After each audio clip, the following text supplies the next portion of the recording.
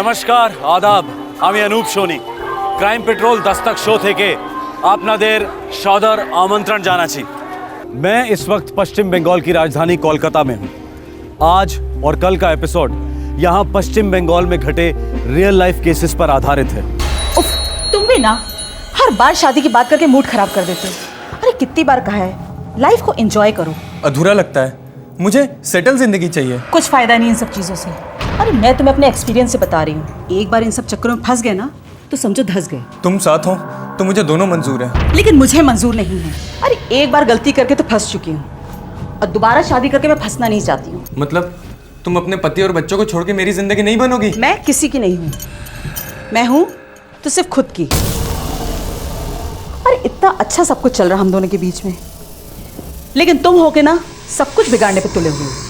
नाजायज जिस्मानी रिश्ते भी आखिरकार रिश्ते होते हैं और इनमें भावनाओं का उबाल आना स्वाभाविक है। जब भी कोई नएपन या वासना के कारण अपनी शादी के दायरे के बाहर खुशी खोजता है या फिर किसी और की शादीशुदा जिंदगी का उल्लंघन करता है तो वार्निंग बेल की तरह दस्तक गूंजती है कि आज नहीं तो कल किसी न किसी का दिल टूटने वाला है।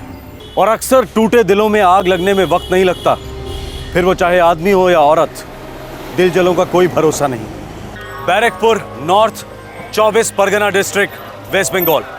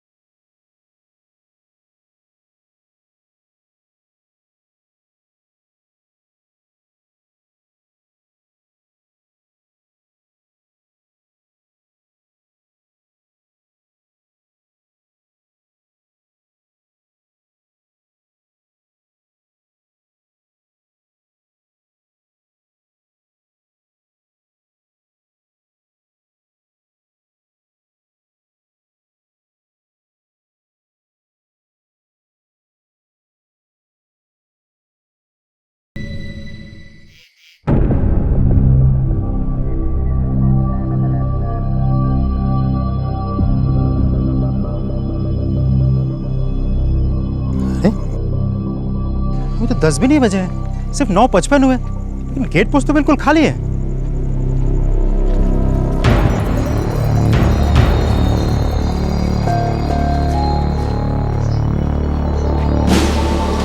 सर, साहब अभी भी 10 नहीं बजे, लेकिन वहाँ गेट पर ड्यूटी पे कोई भी नहीं है सर। की बोलचिश? Yes sir. अरे ऐसे कैसे हो सकता है? शेखर गुप्ता का ड्यूटी है वहाँ पे, जाओ जाके देखो वहीं कहीं होगा। हाँ सर, मैं भी जानता हूँ उसे वहीं होना चाहिए था, लेकिन मैंने खुद जाके देखा शेखर नहीं है वहाँ, शायद जल्दी घर चला गया होगा। व्हाट? घर गया होगा?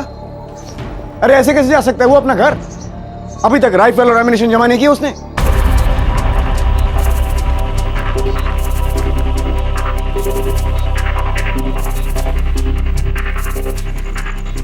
समझ में नहीं आ रहा, ये शेखर सेनगुप्ता बिना बताए, बिना राइफल लौटाए जा कहां सकता है वो? सर आप वापस कंट्रोल रूम जाइए, मैं जाके उसके क्वार्टर्स में देखता हूँ। ठीक है, वही करो। Sure sir.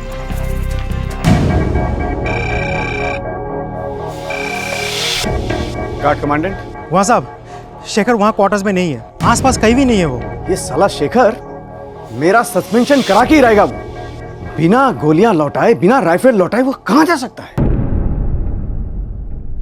गुहो, क्वार्टर्स बराबर से चेक कर लिया? जी हाँ सर, अंदर बाहर सब देखा। पहले पंकज ने देखा, उसके बाद मैंने भी देखा। अच्छा, चेंजिंग रूम में देखा? जी हाँ सर, वहां भी देखा, वो कहीं नहीं है सर। उसने हथियार डिपॉजिट किए या नहीं? नहीं सर, इसी बात का सबसे बड़ा डर है सर। उसके पास एक SLR राइफल और साथ में 2 मैगजीन्स हैं सर, और हर एक मैगजीन्स में 25 गोलियां हैं सर। इमीडिएटली सभी लाइंस में इमरजेंसी अलर्ट करवा दो। सर वो तो मैंने पहले से ही करवा दिया है। ये साला शेखर, ये क्या कहाँ होगा? चिंता तो इस बात की है कि उसने हथियार जमा नहीं किए। आप इसका मतलब समझ सकते हैं सर?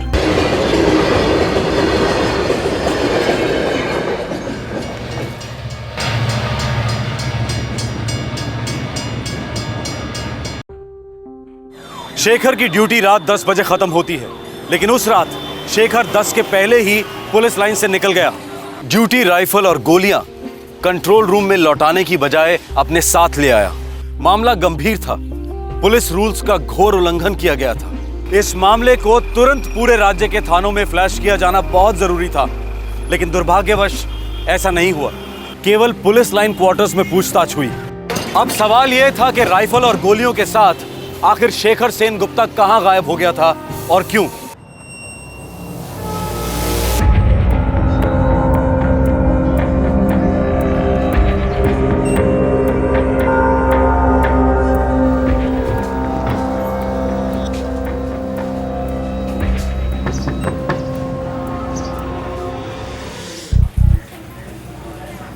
शेखर, तुम्ही इतनी सुबह सुबह? चलो चलो मेरे साथ। तुम भी ना शेखर। अरे हम लोग एक ही बात के बारे में कितनी बार बहस करेंगे? नहीं करेंगे चारू बहस, अब कोई बहस नहीं करेंगे चारू।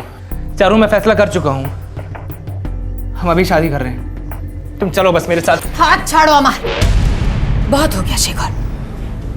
देखो अब मैं तुम्हें ये आखिरी बार समझा रही हूं कि मैं शादीशुदा हूं और मैं अपने पति और बच्चों को छोड़कर कहीं नहीं जा सकती। छोड़ने के लिए यहाँ है ही कौन चारू? तुम अकेली हो तभी तो कह रहा हूं ना। बाद में कर देना ना उसको फोन, कह देना उसको छोड़ दिया तुम्हें। चारू चलो चलो मेरे साथ। तुम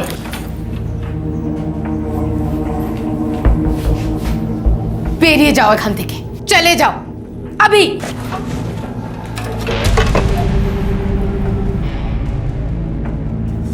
ये क्या कर रहे हो? चारू तुम मेरे साथ चलती हो या नहीं? क्यों कर रहे हो शेखर? ऐसा मत करो। देखो मैं तुम्हारे आगे हाथ जोड़ती हूँ शेखर, इरम करो ना। चारू मैं हाथ जोड़ रहा था तुम्हारे कब से मनाने की कोशिश कर रहा हूं तुमको मैं। तुम मान रही हो? नहीं, लेकिन आज मेरे हाथ में ये है। इसको नीचे करो शेखर।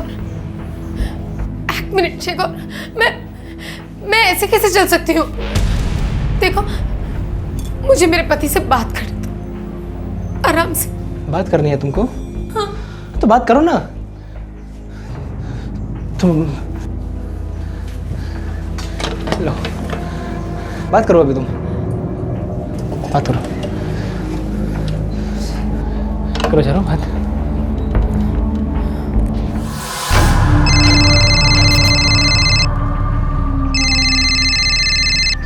है लता, आज इतनी जल्दी उठ गई? কি? नहीं, मैं अभी आ रहा हूँ, हम तातरी আসছি। কি হলো? नहीं, কিছু না, कुछ नहीं।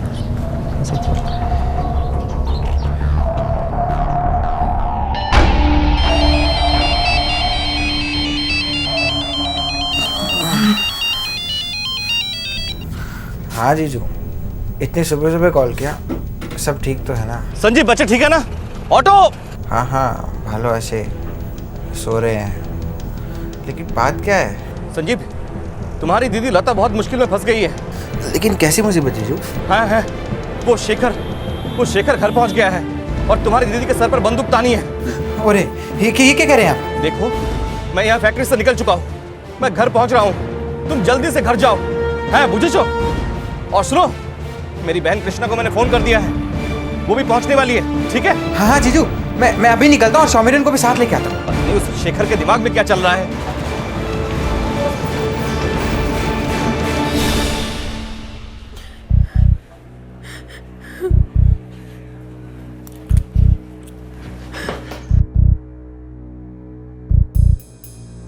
देखो शेखर, अभी जो कुछ तुम कर रहे हो ना, ये बिल्कुल सही नहीं है और अभी तुम होश में नहीं हो। एक भी गोली खाली नहीं जाएगी, इतने होश में हूं मैं।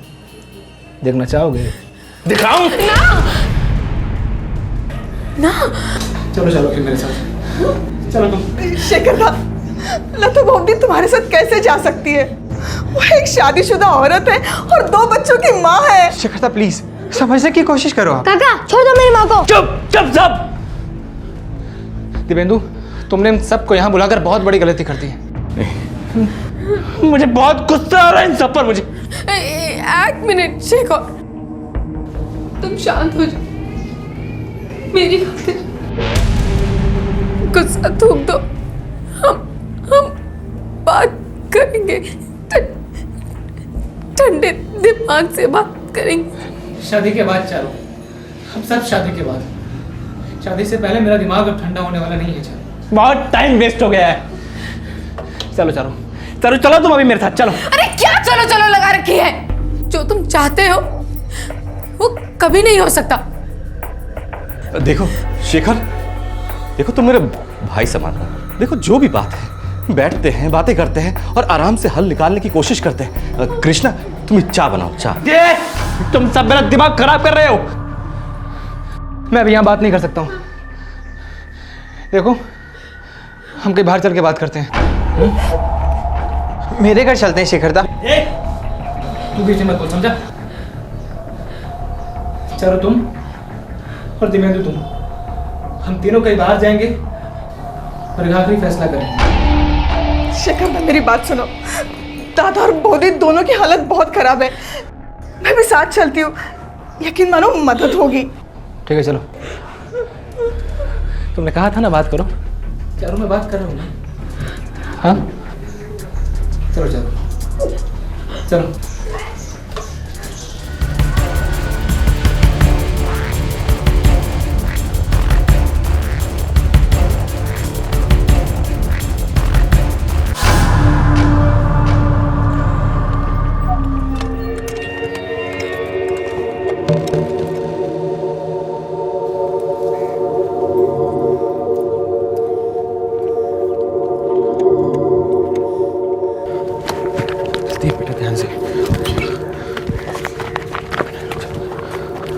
देखो शेखर, शांत हो जाओ। अभी तुम बहुत टेंशन में हो। चलो तुम टेंशन में नहीं हो क्या? और दिव्येंदु तुम? नहीं, मुझे टेंशन नहीं है, क्योंकि मैं जानती हूँ कि जब तुम्हें होश आ जाएगा ना, तब सब ठीक हो जाएगा। मुझे पूरा विश्वास है। सच्ची। चारों, मुझे भी विश्वास है कि तुम उससे शादी करने के लिए तैयार हो जाओगी। चारों, बताओ तो दिव्येंदु को, तुम मुझसे प्यार करती हो ना? ये झूठ है। चारों, फिर सच क्या है? सच ये है कि मैं दिव्येंदु की पत्नी हूँ। मेरे 2 छोटे छोटे बच्चे हैं और मेरा तुम्हारे साथ कोई रिश्ता नहीं। ठीक है?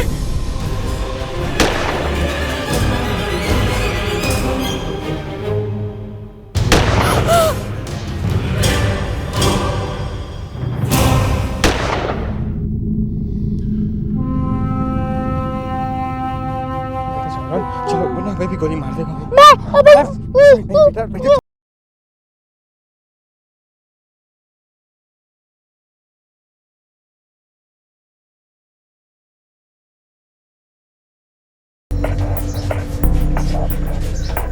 सर, ये शेखर सेनगुप्ता जा कहाँ सकता है, वो भी राइफल के साथ?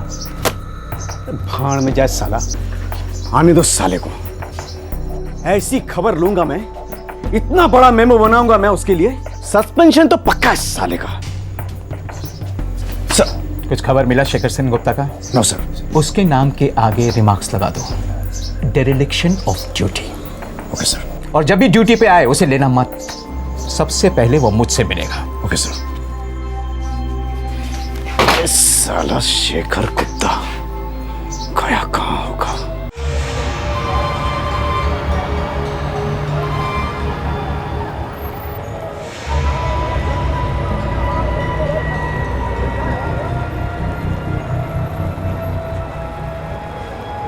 शेखर का नाम फ्लैश करो। कांस्टेबल शेखर सेनगुप्ता। हाँ सर, राइफल का जो डिस्क्रिप्शन हमें मिला है उसके मुताबिक गन ऑटोमेटिक होगा, मतलब कि 12th बटालियन का होगा। उन्हें सबसे पहले कांटेक्ट करो।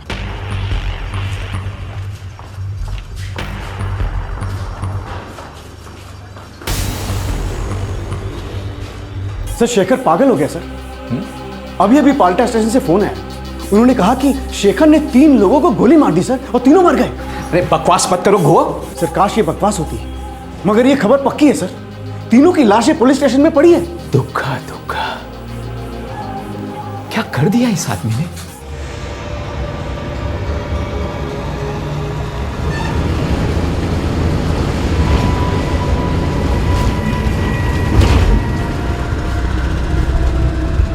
सर सुबह सुबह वो मेरी दीदी के घर आया, बहुत जल्दी। तब से उसका दिमाग बिगड़ा हुआ था। तुमने हमें फोन क्यों नहीं किया? पता था उसके पास राइफल है, फिर भी हीरो बनने चली थी। पीछा किया उसका? हम सब बहुत ज्यादा डरे हुए थे सर। मैं तो बस ये पता लगाना चाहता था कि वो उन तीनों को कहाँ लेके जा रहा है, और पता लगते ही मेरा पुलिस को फोन करने का प्लान था, लेकिन उसने तो सर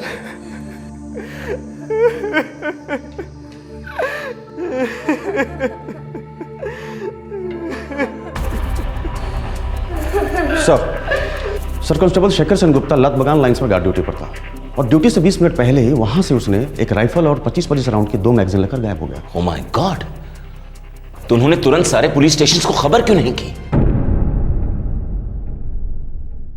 इसका मतलब है उसके पास 39 गोलियां भी बाकी हैं। बड़ी कैलिबर की गोलियां हैं सर, सिर्फ एक ही गोली काफी है जान लेने के लिए। पता नहीं क्या करने निकला है ये कांस्टेबल शेखर सेनगुप्ता, और क्यों?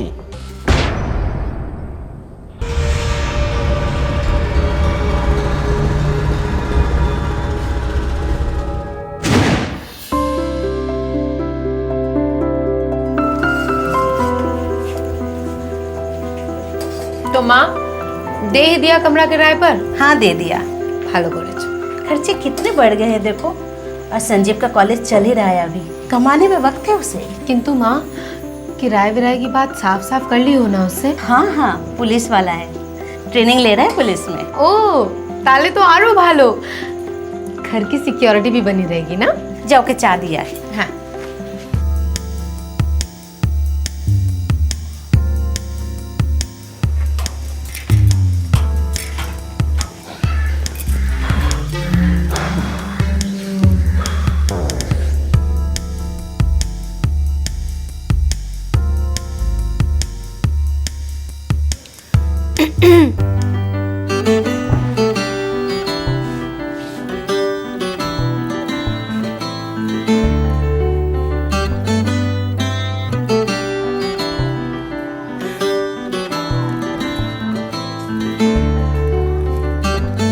Thank you.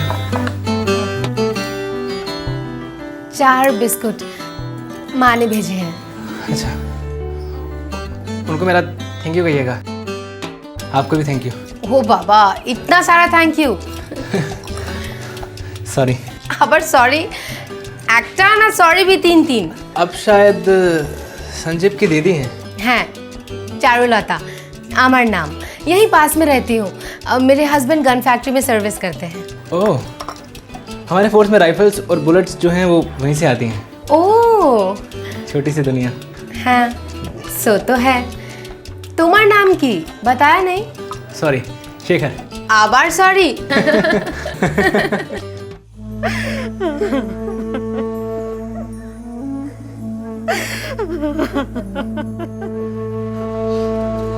मैं हमेशा चारू से कहती थी दूरे था के पागल थे, लेकिन मेरी बात कभी नहीं सुनी। देखो क्या हाल कर दिया मेरी बेटी को।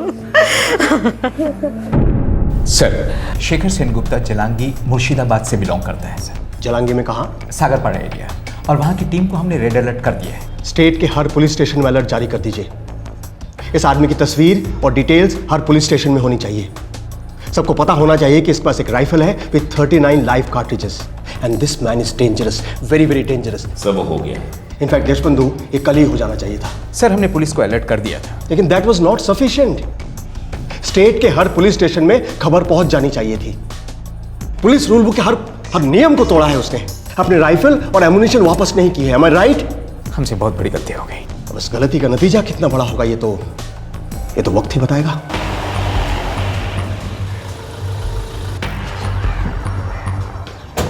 क्या ये क्या कह रहे हैं आप? दोबारा कह रहा हूं, आपके बेटे शेखर ने 3 लोगों की हत्या कर दी है। शेखर ने? साहब उसका कोई हमारे पास फोन नहीं आया था। देखो, वो जैसे ही तुम्हें फोन करेगा तुम मुझे फोन करो, और जरा भी देर की तो फिर तुम्हारी खैर नहीं। चलो।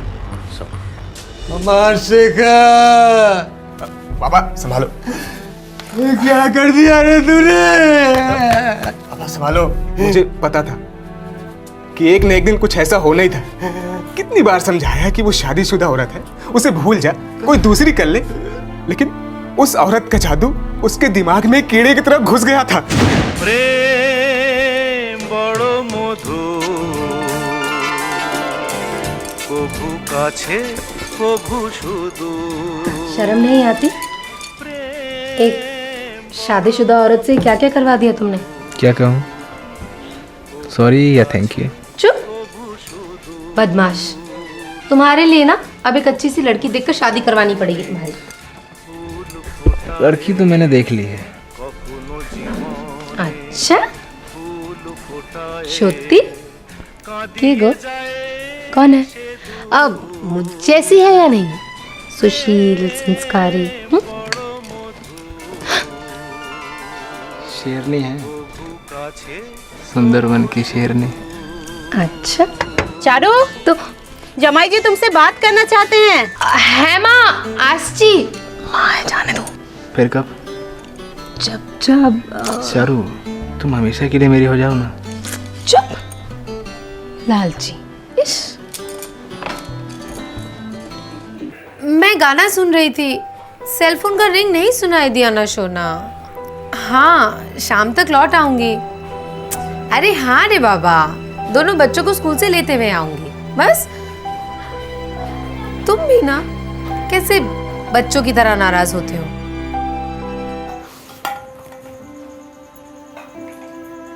चारू, आजकल मायके की बहुत याद आती है तुम्हें। लगभग रोज दिन भर यही रहती हो।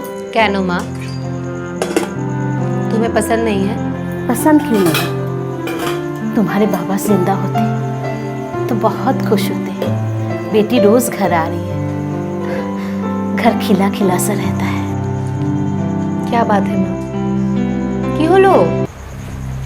तुम्हारे पिताजी देख नहीं पाते कि उनकी बेटी शादीशुदा, 2 बच्चों की माँ, एक पराये मर्द के साथ घंटों बंद कमरे में रहती। माँ, तुम जो सोच रही हो वो सही नहीं है, गलत सोच रही हो। तुम गलत कह रही हो चारू, मुझसे आंखें चुरा रही हो, लेकिन आईने को क्या जवाब देती हो? अपने घोंसले को मत चलाओ।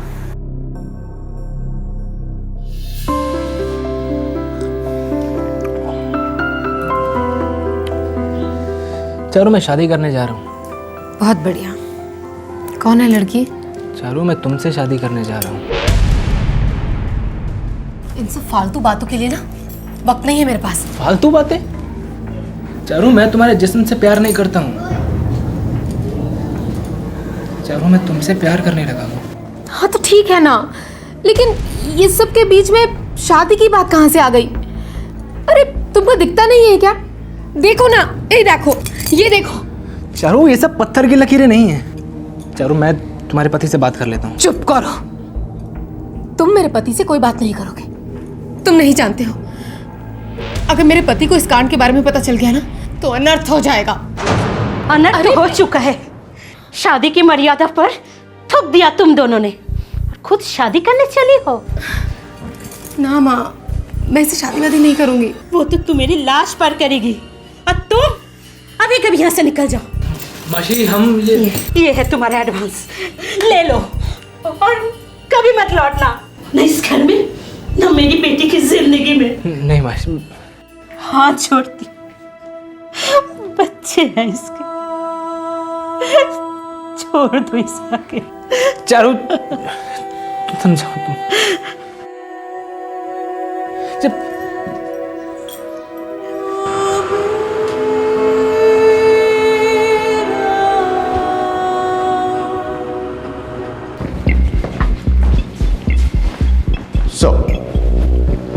सर, शेखर का मोबाइल ऑफ आ रहा था। पता चला कि वो अपना मोबाइल क्वार्टर पर छोड़ कर गया है। मतलब शेखर की लोकेशन के बारे में हमारे पास अभी तक कोई जानकारी नहीं है। वेस्ट बंगाल के सारे पुलिस स्टेशन पर रेड अलर्ट जारी है और अभी तक कुछ क्लू नहीं मिला। यहाँ क्वार्टर में उसका कोई दोस्त वोस्त था क्या? यस सर, कांस्टेबल सोमेश दास उसका रूम पार्टनर था। सोमेश, 1 साल से तुम रूम शेयर कर रहे हो कांस्टेबल शेखर सेनगुप्ता के साथ? जी सर। इस वक्त कहाँ गया होगा वो? पता नहीं सर, पिछले 4-6 महीने से तो ठीक से बात भी नहीं कर रहा था, पूरा दिन फोन पे लगा रहता था। किसके साथ? सर बातों से तो लगता था कि वो लेडी चारुलता के साथ बातें करता था। सर फोन रिकॉर्ड चेक किया, 90% कॉल्स चारुलता के साथ थे। सर हम सब ने उसे समझाने की कोशिश की कि उस औरत के साथ एफआईआर आगे ना बढ़ाए। सर वो मैरिड थी और फिर शेखर के भाई ने भी उसे काफ़ी समझाने की कोशिश की। शेखर तो बिल्कुल लव क्रेजी था सर, एकदम लव क्रेजी।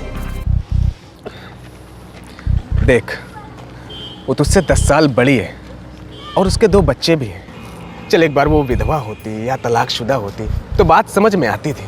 तलाक हो भी सकता है, अब ज़रूरत पड़ी ना तो विधवा भी हो सकती है वो। एक तमाचा मारूं तुझे, क्या हो गया तुझे? प्यार हो गया दादा मुझे। और हमसे नफरत? मैंने और बाबा ने खून पसीने कमाई करके तुझे पढ़ाया लिखाया है, तुझे पुलिस की नौकरी मिली। अरे हमारी सारी उम्मीदें टिकी हैं तुझ पे, सब बर्बाद कर देगा क्या? दादा आप सबकी तरफ मेरी जो भी ड्यूटी बनती है मैं उसे हर हाल में पूरा करूँगा। कोई बर्बादी नहीं है दादा, शादी कर रहा हूँ मैं। सर मुझे तो कभी कभी लगता था कि वो मेंटल हो चुका है, अपने ही ख्यालों में रहता था, यहाँ तक कि ड्यूटी पर भी।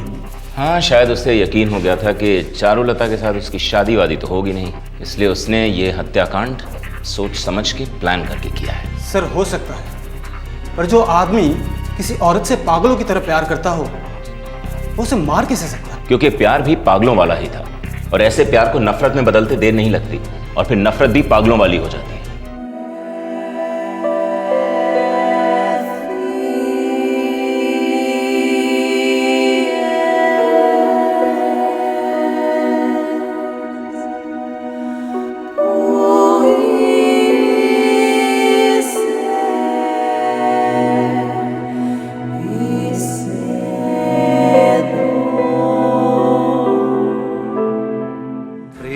যেন এক অতিথির মতো কখনো জীবনে আসে, ফুলো ডোরে বাঁধে, কখনো আবার অশ্রু ঝরিয়ে চলে যায়।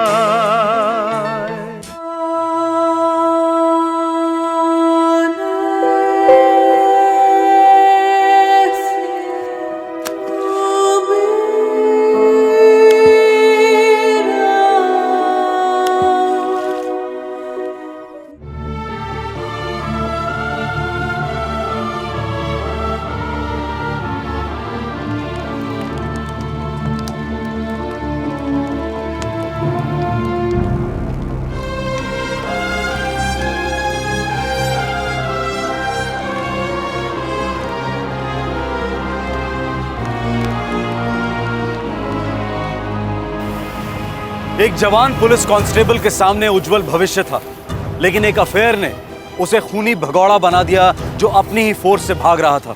पर क्या वो दरअसल अपने आप से भाग रहा था? क्या हासिल हुआ उसे चारुलता, उसके पति देवेंदु और देवेंदु की बहन कृष्णा को मौत के घाट उतारकर? इस घोर अपराध के बाद इस हत्यारे ने अपने हथियार को गायब कर दिया। अब आगे क्या होने जा रहा था? क्या था उसका इरादा? क्या थी उसकी तकदीर? पूरी बंगाल पुलिस फोर्स ये जानने के लिए उतावली थी कि उन्हीं के एक कांस्टेबल ने ये 3-3 हत्याएं क्यों की।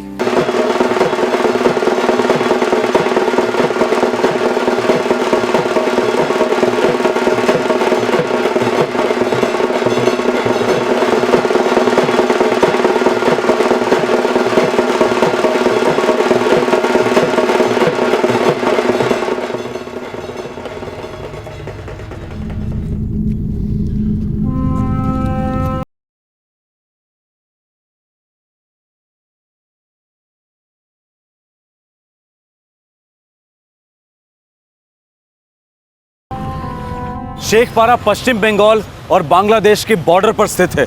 वहां से कुछ ही किलोमीटर दूर इंटरनेशनल बॉर्डर का खारपारा आउटपोस्ट है। शेखर यहां क्या कर रहा था? आखिर इरादा क्या था इस हत्यारे का?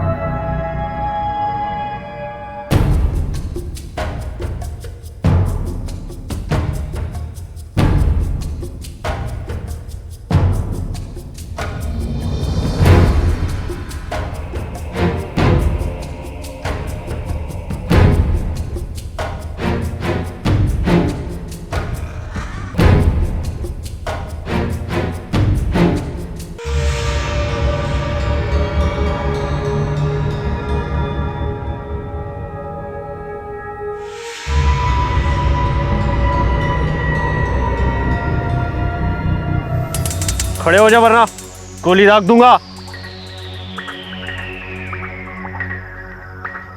किधर जा रहे थे?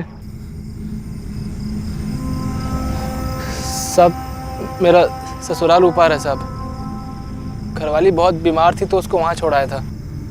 सब उसका हालचाल पूछने जा रहा था सर वहाँ। कहाँ के रहने वाले हो? रानी नगर का साहब। अगली बार पूरे कागजात बनाकर आना और कहरपारा आउटपोस्ट से एंट्री लेना, समझे? जी साहब। सब वो मैं जाऊँ साहब, मेरी घरवाली। ठीक है, अब तुम जाओ। जी साहब।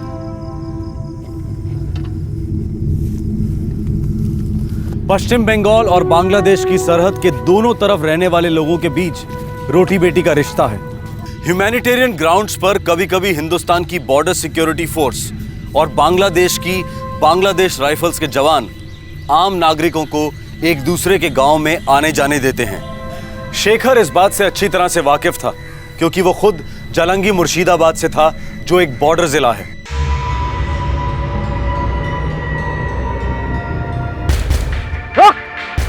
ये जूते कहाँ से है? दुकान से लिए हैं साहब। ये तूने खुद खरीदे? जी साहब।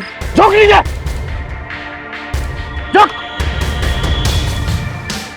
शेखर बॉर्डर से फरार होने के इरादे से आया था, लेकिन उसके जूतों ने उसके इरादों पर पानी फेर दिया। दरअसल जब भी पुलिस कर्मचारी के जूते घिस जाते हैं तो पुराने जूते लौटाए जाते हैं और नए जूते कमीशन होते हैं। फोर्स के जूते कभी भी मार्केट में बेचे नहीं जाते। बीएसएफ के जवान शेखर को आउटपोस्ट के ऑफिस ले गए।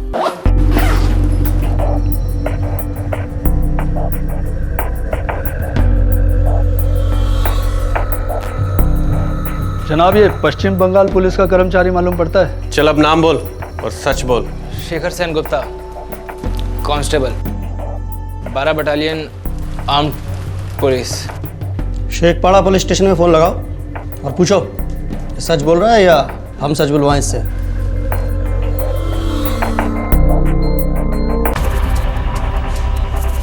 क्या नाम बताया sir? Constable Shekhar Sen Gupta, 12 battalion arm police. हाँ सर, ये तो वांटेड है और कल ही 3 लोगों का मर्डर करके फरार हुआ है। जी धन्यवाद जनाब। 24 परगना पुलिस डिवीजन का कांस्टेबल है। कल सुबह ड्यूटी राइफल से 3 लोगों को मार दिया इसने। हवाले करने का इंतजाम करो इसे। जी जनाब।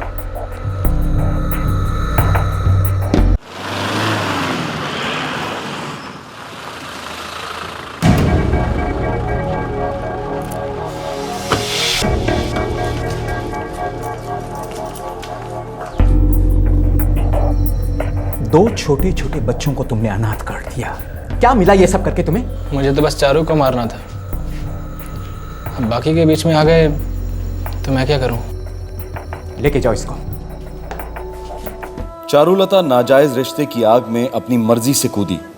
चारुलता के पति देवेंदु को अफेयर का आभास था। हल्की सी दस्तक सुनी भी थी। देवेंदु की बहन कृष्णा तो केवल अपनी। चारुलता के बच्चे सिर्फ इतना जानते थे कि उन्हें मम्मी पापा से बहुत प्यार है और अब वो उन्हें कभी नहीं देख पाएंगे। चारुलता की मां ने जुर्म की दस्तक सुनी थी और अपनी मजबूर आह बुलंद भी की थी, पर अफसोस तब तक पानी सर के ऊपर निकल चुका था। एक सनकी आदमी के एक औरत के लिए पागल जुनून ने कितनी सारी जिंदगियां बर्बाद की। वेस्ट बंगाल থেকে আপনাদের সবাইকে সদর অভিনন্দন জানাচ্ছি।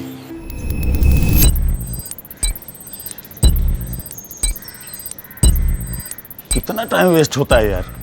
इन सब चीज़ों से कोई फ़ायदा हुआ है क्या? आज तक किसी बॉम्ब रखने वाले को पकड़ा इन्होंने? फालतू में हम जैसे सीधे लोगों को परेशान करते हैं। देखो, जो होना है वो तो होता ही है ना। ज़बरदस्ती का दिखावा है ये सब। सॉरी सर, ये सोच गलत है। अगर हम चेकिंग ना करें और कुछ हो जाए तो आप क्या कहिएगा? यही ना कि हमने चेकिंग नहीं करी और बॉम्ब ब्लास्ट हुआ। आप तो सिक्योरिटी एक्सपर्ट हैं, हम आप जनता हैं। कॉमन सेंस की बात है। बम रखने वाला कभी इधर से जाएगा क्या? कभी नहीं, लेकिन ऐसी चेकिंग बॉम्बर को मुश्किल में डाल देगी, उसके रास्ते बंद कर देगी और उसके पकड़े जाने का खतरा बढ़ा देगी। और ये भी कॉमन सेंस की बात है कि आतंकवादी जितना खतरे में उतने आप सेफ। एक बॉम्ब ब्लास्ट और हम सब सुरक्षा व्यवस्था का चीरहरण करने लगते हैं। ये एक भयानक पैटर्न बन गया है। आतंकवाद ने हमें इस कदर भयभीत कर दिया है कि मानो हमारी शक्ति, हमारी बुद्धि, हमारी समझ सबको लकवा मार गया हो। और ये चल नहीं सकता, क्योंकि इंसान या तो डर सकता है या जी सकता है, और डर के जीने का तो सवाल ही नहीं उठता। अप्रैल 2011, मालदा, वेस्ट बंगाल।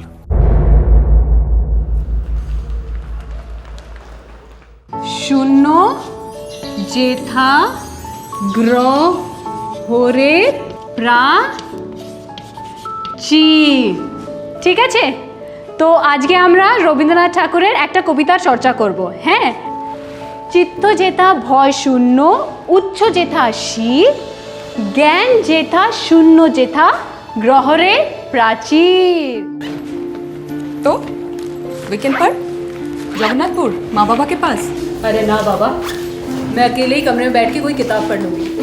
जगन्नाथपुर जाती हो ना तो माँ बाबा का लूप शुरू हो जाता है। अब तुम्हारे लिए एक लड़का ढूंढना ओनू, तुम्हारी शादी करनी ओनू, अभी करनी ओनू, शादी ओनू। उफ बाबा रे। तो कर लो ना शादी, इतनी बुरी बात भी तो नहीं है।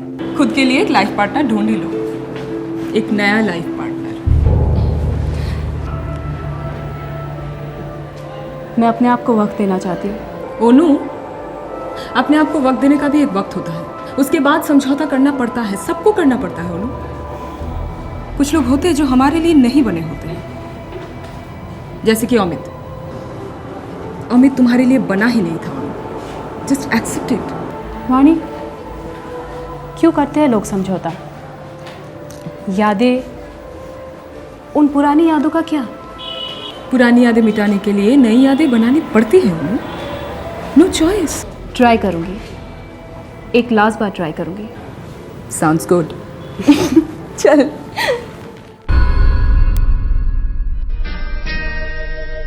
সেই রাতে রাত ছিল পূর্ণিমা, রং ছিল ফাল্গুনি হাওয়াতে। সেই রাতে রাত ছিল পূর্ণিমা। আমি চিনি গো চিনি তোমারে, ও গো বিদেশিনী। আমি চিনি গো চিনি তোমারে, ও গো বিদেশিনী। তুমি থাকো সিন্ধু পারে, তুমি থাকো সিন্ধু পারে, ও গো বিদেশিনী। Good morning. क्या बात है, आज चाय के साथ बिस्किट की जगह रोमांस। काम पर नहीं जाना है क्या? इरादा क्या है? इरादा तो काम का ही है, लेकिन संस्कृत वाला। तुम भी ना। দেখেছি মাধবী রাতে তো।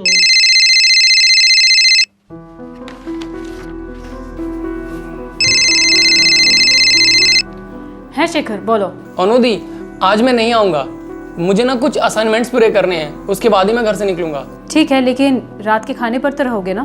दीदी मैं श्योर नहीं बोल सकता, मैं आपको फ़ोन करूंगा, शाम को फ़ोन करूंगा आपको, यस या नो। शेखर, ठीक है। हाँ, अनु, शनिवार रविवार को क्या स्पेशल क्लास है तेरा? नहीं तो माँ, घर पर ही हूँ। तू घर पे नहीं, किराए के मकान में है।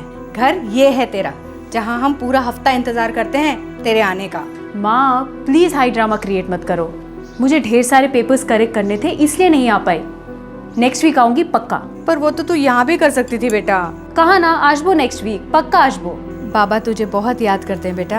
मैं भी माँ बहुत याद करती हूँ सबको। ओह हाँ, यही तो है। आप है अनुपमा सरकार? मेरे फेस पर लिखा है अनुपमा सरकार। नहीं, मुझे लगा। गलत लगा, ऊपर रहती है। ऊपर कैसे जाते हैं? नॉर्मली हम इन्हीं सीढ़ियों से चल के जाते हैं। लीजिए। Thank you.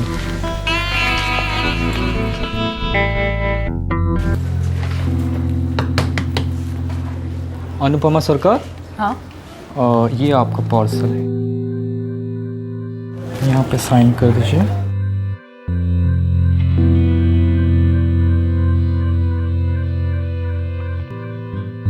Thank you.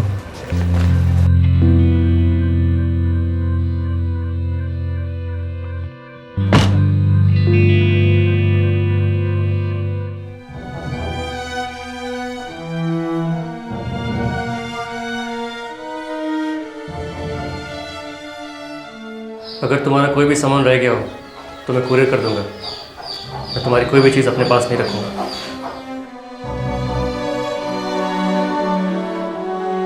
लेकिन तुम मेरे हर चीज़ में, मुझ में हमेशा रहोगे अमित।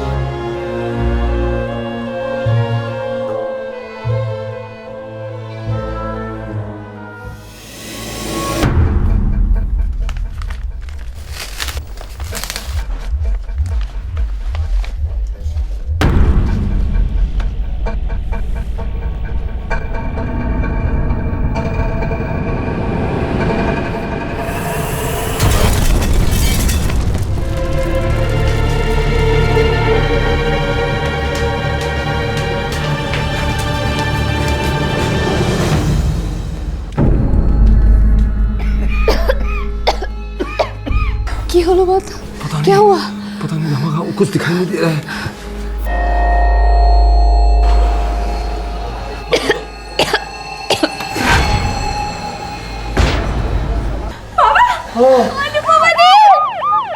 ये क्या हो गया?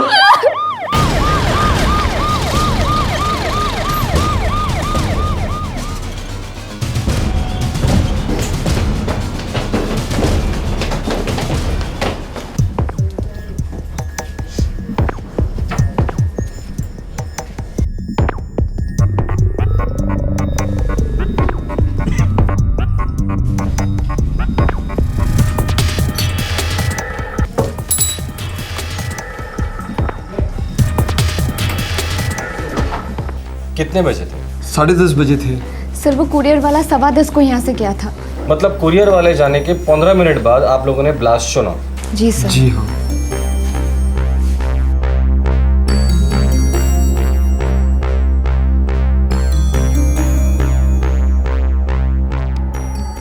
सर पिछले 6 महीने से अनुपमा हमारे यहाँ किराएदार थी। अकेली रहती थी? जी कभी कभी इसका छोटा भाई शेखर आ जाता था रहने के लिए। की काज को माधवरी गर्ल्स स्कूल में टीचर थी। भाई के अलावा और कोई नहीं था? ना ना, फुल फैमिली, माँ बाबा भाई वो सब जगन्नाथपुर में रहते हैं।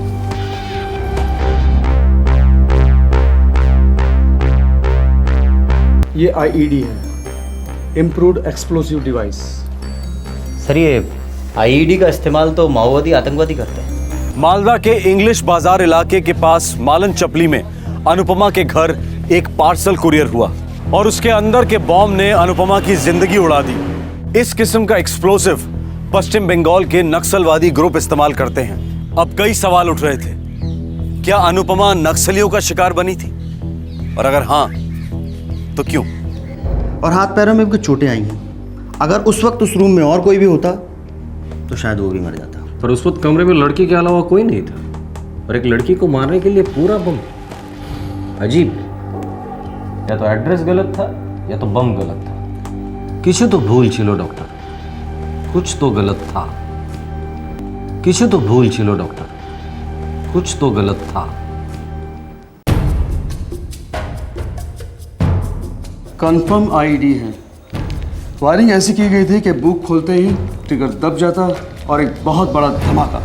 पार्सल अनुपमा के नाम का था, मतलब उसके घर पे बॉम्ब भेजा था उसकी जान लेने के लिए। लगता तो ऐसे ही है। अच्छा, ये जो IED इस्तेमाल किया था वो प्रोफेशनल किस्म का था या घर पर बनाया हुआ था? Professional, very professional. ये रही हमारी नक्सलियों की फाइल।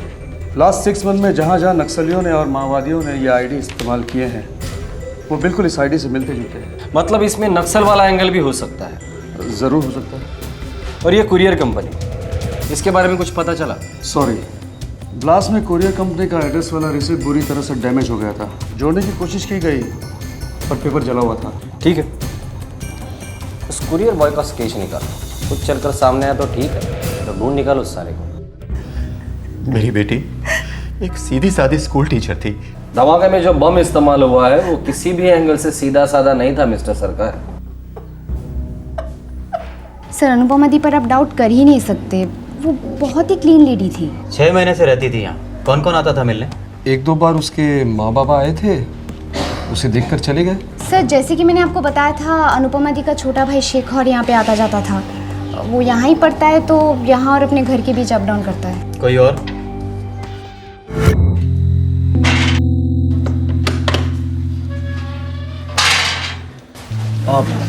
अनुपमा सरकार यहीं रहती है क्या? जी ऊपर के कमरे में। धन्यवाद। सर अनुपमा दी के माँ बाबा और भाई के अलावा मैंने उस आदमी को 2-4 बार देखा है। आखिरी बार उस आदमी को कब देखा था? यही कहीं 6-8 हफ्ते पहले। कौन था वो? नो आइडिया सर, मैंने ना उसे पूछा ना अनुपमा दी से। कैसा दिखता था? सर मीडियम बिल्ड था, थोड़ा सा गोरा था। ये अमित सेन गुप्ता कौन है? नहीं पता, कभी सुना नहीं उसके बारे में। पर सर वो कुरियर वाला जो पार्सल देने आया था, उस पार्सल पे अमित सेन गुप्ता का नाम लिखा था। ये लड़का जो पार्सल देने आया था, कुरियर वाला, उसका हुलिया चाहिए हमें। अमित सेन गुप्ता मेरी बेटी का एक्स हस्बैंड, डिवोर्स हो गया था उनका, गजोल में रहता है। एनवलप पे भी यही लिखा है, अमित सेन गुप्ता गजोल। जी, अमित का नक्सलवादियों के साथ कोई कनेक्शन है? हमें नहीं पता। 5 साल पहले शादी हुई थी दोनों की, डिवोर्स 2 साल पहले हो गया था। 2 साल पहले जब वो शादीशुदा थे तब उसका नक्सलवादियों के साथ कोई रिश्ता था? हमें कुछ नहीं पता इंस्पेक्टर। तो आपको क्या पता है मिस्टर सरकार? बस इतना कि वो आदमी हमारी अनु के लिए ठीक नहीं था। सर, वो अनुदी से नफरत करता था। इतनी नफरत कि उसने उसे इस तरह से मार डाला? हाँ सर, क्योंकि अनुदी ने उसे छोड़ दिया था। क्यों छोड़ दिया था उसे? मैं और रीना कॉलेज में एक साथ थे। एक साथ थे? हमारी शादी के पहले बताया क्यों नहीं तुमने मुझे? क्योंकि तब मुझे भी नहीं पता था कि रीना के लिए मेरी फीलिंग्स क्या है।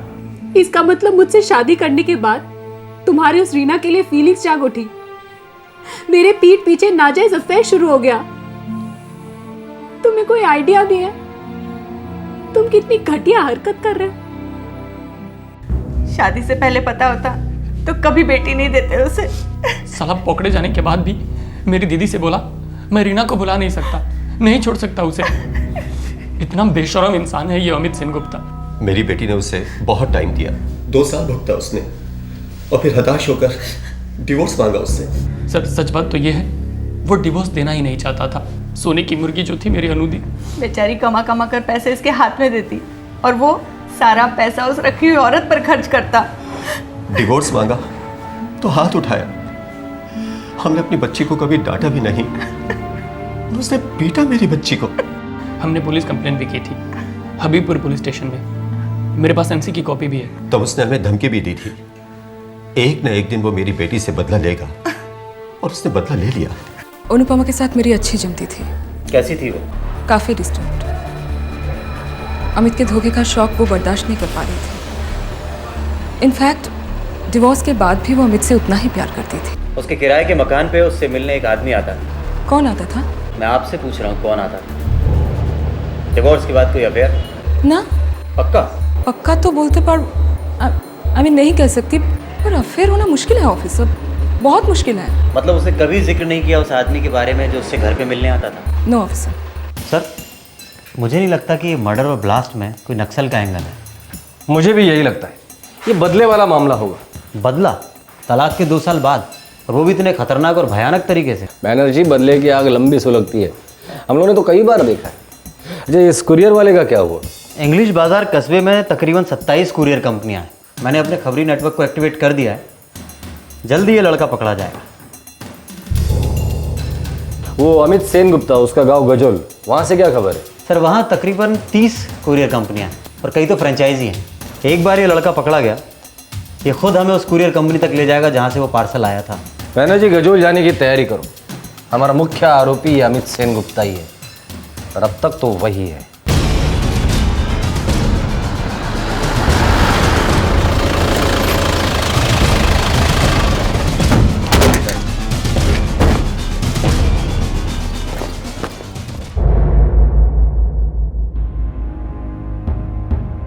जी, मैंने सुना अनुपमा की मौत के बारे में। ये आप ही ने भेजा था?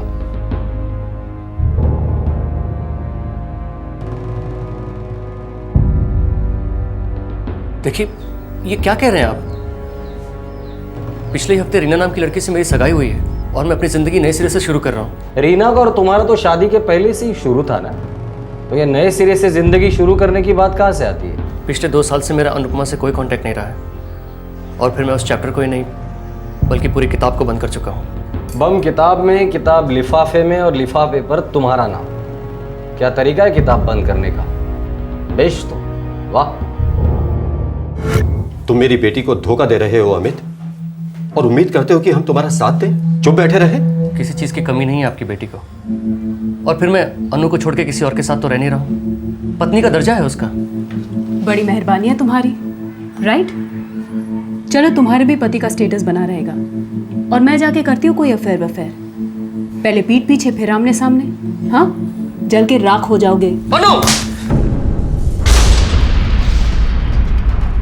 ज्यादा हीरोगिरी मत कीजिए। अनुदी छोड़ चुकी हैं आपको, सिर्फ डाइवोर्स बाकी है। चुपचाप दे दीजिए, नहीं तो पुलिस केस हो जाएगा। बहुत भारी पड़ेगा ना, बहुत भारी, बहुत पछताओगी तुम।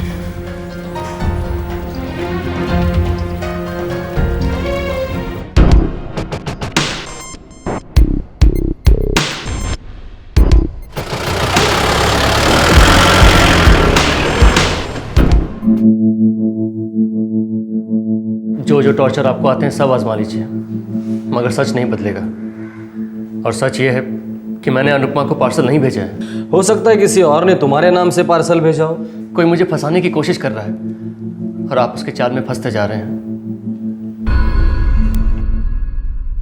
एड्रेस इतना साफ साफ लिखना कातिल की बेवकूफ़ी होगी। सर, ये अमित की चालाकी भी हो सकती है। उसने सोचा होगा खुद का नाम लिखेगा तो कोई शक नहीं करेगा, क्योंकि कातिल अपना नाम और पता तो नहीं लिखता। ये अमित बहुत चालाक है। या कोई उससे भी चालाक है बैनर्जी। मतलब कोई ऐसा शख्स जो अनुपमा और अमित की हिस्ट्री को जानता था, जिसका उसने फ़ायदा उठाया। करेक्ट। जो अनुपमा से बहुत नफरत करता था और जानता था कि उंगली अमित पर ही उठेगी। आपने उसे बीच बाजार में थप्पड़ मारा था, शायद उसका गुस्सा होगा उसको। मुझे लगता है हमें ये बात भी पुलिस को बता देनी चाहिए थी। पता नहीं बेटा, पता नहीं। जाहिर है जो दिख रहा था वैसा था नहीं, कुछ छुपाया जा रहा था, कुछ ऐसा जिसकी जानकारी पुलिस के पास होनी चाहिए थी। आखिरकार इस केस में एक ब्रेक थ्रू मिला जब कुरियर कंपनी का लड़का पुलिस के हाथ लगा। हर newspaper, courier company, TV channel में तेरे लिए संदेशा भेजा था कि आके हमसे मिल, पर तू आया ही नहीं मिलने। सर मैं बहुत डरा हुआ था, मुझे उस पार्सल के बारे में कुछ नहीं पता था सर। मुझे उस पार्सल के बारे में कुछ पता नहीं था तो डर क्यों गया था तू? सुबह 10:15 बजे तूने पार्सल डिलीवरी किया था। वैसे रोज तू 11 के पहले डिलीवरी करता नहीं है। सर मुझे मैसेज आया था गजल ऑफिस से, अर्जेंट है। सबसे पहले गजल ब्रांच की खबर लेते, लौट कर लॉकअप में इसकी चमड़ी उधेड़ दी। सर यहाँ से सैकड़ों पार्सल्स रोज जाते हैं, अब ऐसे में किसी एक पार्सल को पहचानना नामुमकिन है सर। उस पार्सल में बम था मैनेजर साहब, ऐसा बम जो कुरियर इंडस्ट्री की धज्जियां उड़ा सकता है। बम डिलीवर हुआ है आपके ऑफिस से, कोई अचार की बोतल नहीं। मैं आपकी क्या मदद कर सकता हूँ? 16 अप्रैल को पार्सल डिलीवर हुआ था। मुझे उस दिन की सारी बुकिंग और डिलीवरी की रिपोर्ट्स चाहिए अभी। मैं लेके आता हूँ।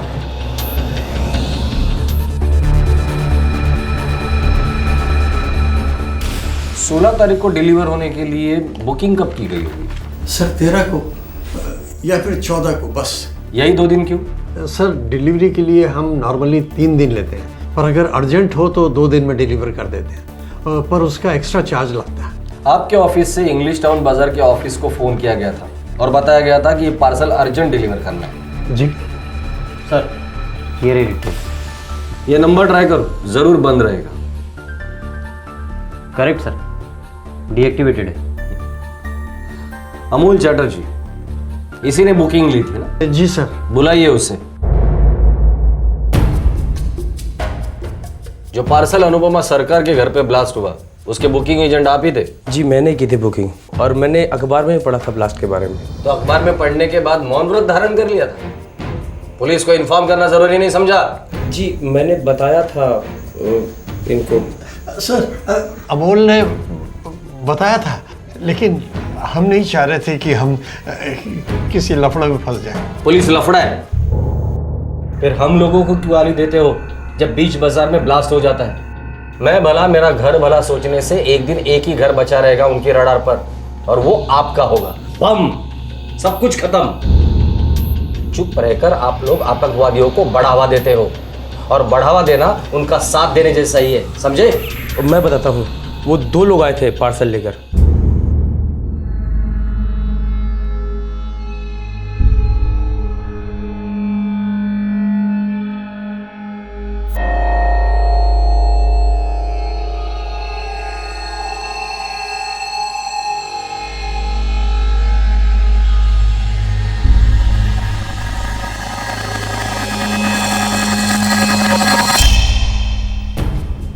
कौन थे वो दो लोग? साहब मैंने उनका नाम तो नहीं पूछा। एक गोरा आदमी था मीडियम हेल्थ वाला, और जो दूसरा आदमी था वो उसकी हाइट इतनी थी और कुछ अजीब सी शक्ल थी उसकी। यहाँ के बाल जो थे वो यहाँ तक थे। दादा ये कुरियर मौलाना चौपल्ली कब पहुँचेगा? अगर मौसम ठीक रहा तो 3 दिन में पहुँच जाएगा पार्सल। उससे पहले नहीं पहुँच सकता क्या दादा? हम कोशिश करेगा। दादा थोड़ा एक्स्ट्रा चार्ज ले लो और जल्दी पहुँचा दो ना। 100 रुपये एक्स्ट्रा चार्ज लगेगा तो 2 दिन में पहुँच जाएगा पार्सल। दादा 200 रुपये देता हूँ, कल तक पहुँचा दो। 1000 दोगे तो भी 2 दिन में ही पहुँचेगा। हमारा एक्सप्रेस डिलीवरी 2 दिन का ही है। भालो एक्सप्रेस डिलीवरी से भेज दो इसको, लेकिन थोड़ा जल्दी। हाँ साहब उन्होंने मेरे से मेरा नंबर भी लिया था और कम से कम 1 दर्जन बार कॉल किया और यही पूछते रहे पार्सल गया क्या, पार्सल गया क्या। बैनर्जी इन अमोल साहब के कॉल डिटेल्स चेक करो और उनके कॉल्स को ट्रैक करना। सर ये जो 2 आदमियों के बारे में बता रहे हैं उनमें से एक गोरा चिट्टा मीडियम हेल्थ वाला आदमी, वैसे किसी आदमी के बारे में अनुपमा के मकान मालिक की बेटी ने भी बताया था। ये आदमी अनुपमा को जानता था और कोई ना कोई होगा जो इसे जानता हो। सर जिस सिम से इसने फ़ोन किया था उसी सिम से उसे धर लेंगे हम। फाइनली इस केस की कड़ियां जुड़ने लगी। अब पुलिस उस शख्स को ढूंढ रही थी जिसने वो पार्सल भेजा था। आखिरकार कौन था ये आदमी? क्या अनुपमा के घर वाले उसे जानते थे? वो पुलिस से क्या छुपा रहे थे? ठीक ठाक कद है, गोरा चिट्टा लड़का है। मौलाना चौपाली में अनुपमा से मिलने आता था। वहां कोई नहीं जानता कि वो कौन था। क्यों जानतो ना, किसी को भी नहीं पता। लेकिन ऐसा हो ही नहीं सकता कि अनुपमा ने आपको उसके बारे में कुछ बताया ना हो।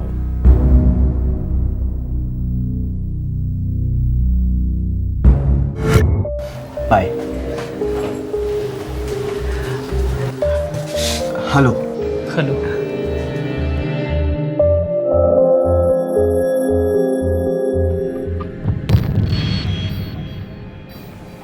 यहाँ के लोकल लाइब्रेरी में मैं मिली उससे। कब की बात है? एक दिन जब मेरा सेल गायब हो गया था तो दूसरे दिन मैं लाइब्रेरी में थी।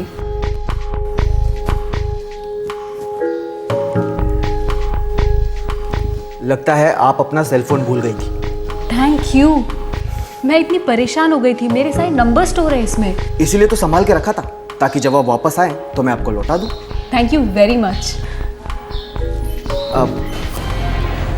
वैसे आपका नंबर है मेरे पास, तो अगर अब से आपको कोई भी ब्लैंक कॉल दे तो आप समझ जाइएगा कि वो बदमाश कौन है। आप मुझे ब्लैंक कॉल्स क्यों देने लगे?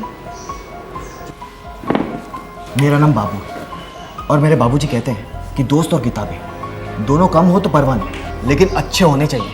सही कहते हैं आपके बाबूजी।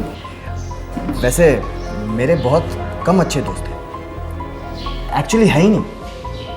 और मैंने किताबें भी आज तक कभी भी पूरी नहीं पढ़ी। ऐसा क्यों? इंतज़ार कर रहा था एक ऐसे खूबसूरत इंसान का जो मेरा बहुत अच्छा दोस्त बन सके, और एक गहरी किताब भी। क्या आप मेरी फ्रेंड बनेंगी? दो फिल्मी डायलॉग्स क्या मारे उससे प्यार हो गया आपको? उसके बारे में जानती भी हैं आप? टीवी इंजीनियर है। वो क्या होता है? क्या तुम मेरे साथ 7 फेरे लोगी? मैं उस आग में एक बार पूरी तरह जल चुकी हूँ बाबू। उन्हें एक बात बताओ, अगर हमारी 5 उंगलियां एक जैसी होती तो क्या हम एक बड़े से अजीब से गोरिल्ला जैसा नहीं दिखते?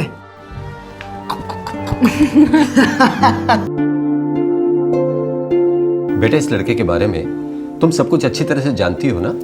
जितना सच मुझे पता है उतना तो मैं जानती हूँ बाबा, और मुझे लगता है कि मैं प्यार करती हूँ उससे, और वो भी करता है। अमित के बारे में कुछ भी ज़्यादा जाने बिना तुम्हारी शादी करा दी, और देखो कितना सहना पड़ा तुम्हें, हमें, हम सबको।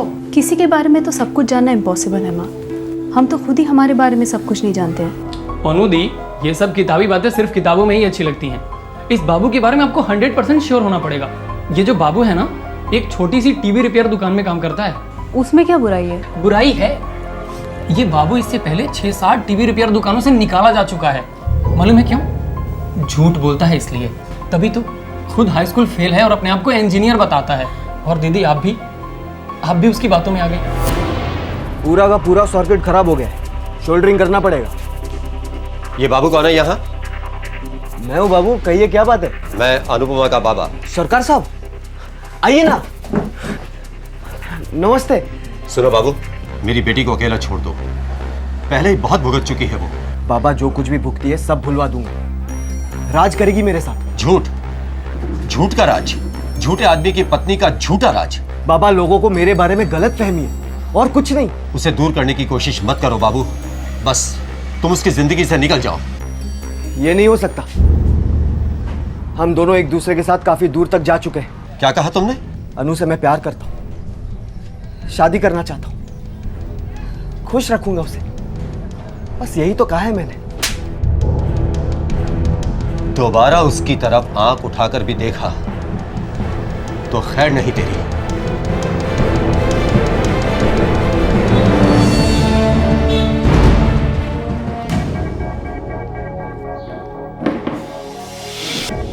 मैंने तुम्हें तुम्हारा फोन इसलिए नहीं लौटाया था ताकि तुम मेरे कॉल्स को रिसीव ना करो। बाबू प्लीज तुम जाओ यहाँ से। मैकेनिक के बदले खुद को इंजीनियर कह दिया तो तुमने मेरा पता ही काट दिया। एक छोटा सा झूठी तो कहा था मैंने। नफरत है मुझे झूठ से, और झूठे इंसान से मैं कोई रिश्ता नहीं रखना चाहती। खुद हरिश्चंद्र की पोती हो क्या तुम? मैंने कभी कोई झूठ नहीं बोला। बोला, मुझसे झूठ बोला। कहा कि प्यार करती हो ना मुझसे, शादी करोगी। वो झूठ नहीं था, लेकिन तुम्हारे झूठ ने मुझे एक नई सच्चाई दिखा दी है। सच्चाई तो मैंने देखी, इस्तेमाल किया है तुमने मेरा। क्या मतलब? शादीशुदा थी ना, अकेले नींद नहीं आती थी, नींद की गोली बनाकर निगल गई मुझे। क्या बक रहे हो? तुम्हें सिर्फ अपनी सेक्स की भूख मिटानी थी मेरे साथ। छी, मैं जा रही हूँ और कभी मेरा पीछा मत करना। रुको, सुनो, मैंने तुम्हारे बाबा को माफ कर दिया, अब तुम भी मेरे झूठ को माफ कर दो और चुपचाप से मेरी पत्नी बन जाओ। और तुम मेरा पहला प्यार हो, तुम मेरे जिस्म के साथ ऐसे खेल के नहीं निकल सकती हो। मुझे समझ नहीं आ रहा कि मैं तुम पे हंसूं या रो। कितनी थर्ड ग्रेड सोच है तुम्हारी। और वैसे भी एक हाई स्कूल फेल से और क्या उम्मीद की जा सकती है?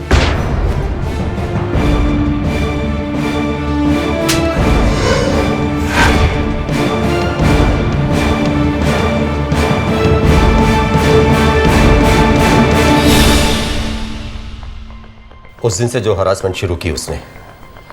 क्या करता था? दिन रात फोन पर फोन, अलग अलग नंबरों से, और फिर धमकियां देता था कि उनके बीच बेडरूम में जो कुछ हुआ इंटरनेट पर डाल देगा। अनुदी ने काफ़ी कोशिशें की उससे दूर रहने की। उन्होंने सिम बदला, पर वो पता कर लेता और धमकी देता था कि उसके पास अनुदी का एक MMS है।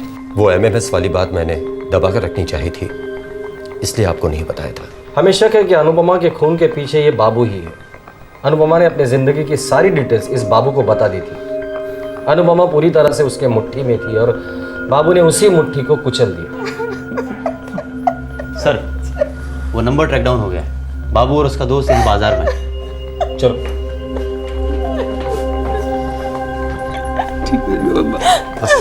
चुप हो जाओ।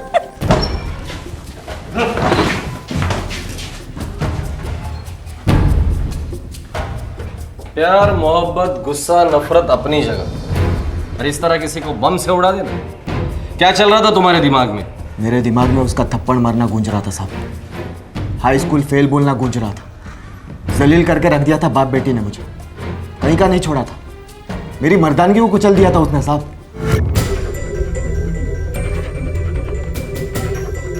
ये काम करेगा ना? अरे बाबा, अब तक तो हर बार काम कर गया है। एक बार टेस्टिंग कर ले।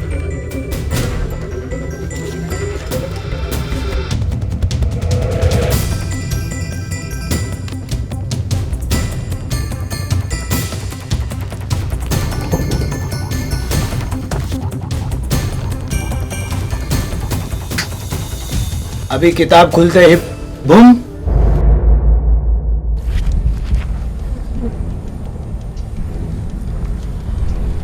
अभी खींच। खूब बोलो, बहुत मस्त चीज है यार।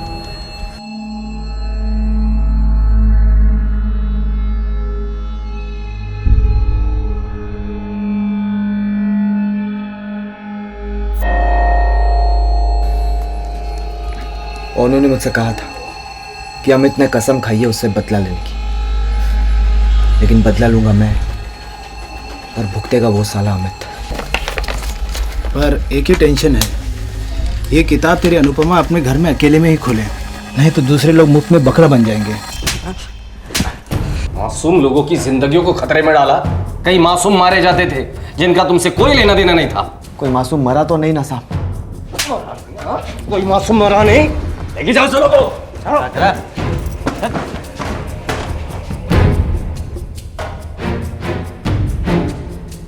चलो चलो चलो। अमित,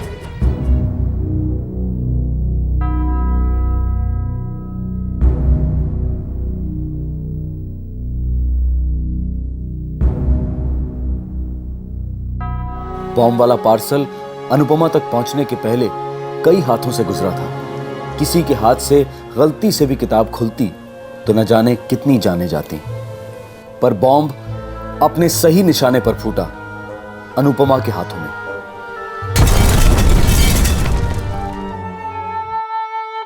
दुर्भाग्यवश अनुपमा से सच्चे प्यार ने हमेशा आंख में चोली खेली, उसके दिल की धड़कन का मजाक उड़ाया। उसके दोनों रिलेशनशिप्स विस्फोटक रहे। उन्होंने उसे जीते जी मार डाला। और फिर अगर कुरियर कंपनी में मेटल डिटेक्टर या बॉम्ब स्कैन मशीन होती तो अनुपमा शायद इस वक्त जिंदा होती। इस केस के बाद police force her courier company पर यह जोर डाल रही है कि वो अपने ऑफिस में बॉम्ब डिटेक्शन मशीन फिट करवाएं। यह केस आतंकवाद का भले ना हो, लेकिन आतंक के सौदागरों के तरीकों के बारे में दस्तक जरूर देता है। हमें इन कायरों के हर नए पैतरे का मुंह तोड़ जवाब देना होगा। डर के जीने का तो सवाल ही नहीं उठता। सवाल यह है कि हम कितने चौकन्ने हो सकते हैं और कैसे अपने आप को सुरक्षित बना सकते हैं। फिर मिलेंगे एक नए एपिसोड के साथ। तब तक अपना ख्याल रखें। शुभ रात्रि। जय हिंद। इस तरह के और भी एपिसोड देखने के लिए हमारे चैनल को सब्सक्राइब करें और बेल आइकन दबाना ना भूलें।